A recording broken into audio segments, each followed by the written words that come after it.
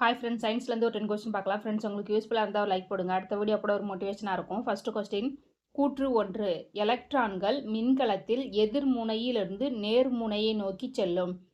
கூற்று 2, மின்னோட்டத்தின் திசை ஒரு மின்சுற்றில் நேர்முனையிலிருந்து எதிர்முனையை நோக்கி செல்லும்.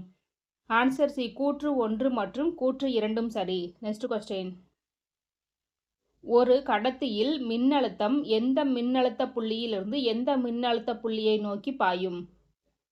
ஆன்சர் பி, உயர்ந்த மின்னழுத்த புள்ளியிலிருந்து குறைந்த மின்னழுத்த புள்ளியை நோக்கி பாயும். நெக்ஸ்ட் கொஸ்டின், மின்னோட்டம் எந்த எழுத்தால் குறிக்கப்படுகிறது? Answer D, I. Next question, மின்னோட்டத்தின் எஸ்ஐ அலகு? Answer B, ampere.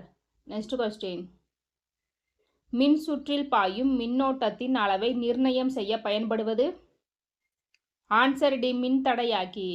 Next question, மின்தடையாக்கி அப்படிங்கிறது ரெஜிஸ்டர்னு சொல்லுவோம்ல, அதான் மின்தடையாக்கி. நெக்ஸ்ட் கொஸ்டின், மின்னோட்டத்தின் அளவை தேர்ந்தெடுக்க பயன்படுவது? ஆன்சர் சி, மின்தடை மாற்றி. நெக்ஸ்ட் கொஸ்டின், மின்னோட்டத்தை அளவிட பயன்படுவது? Answer A, ammeter.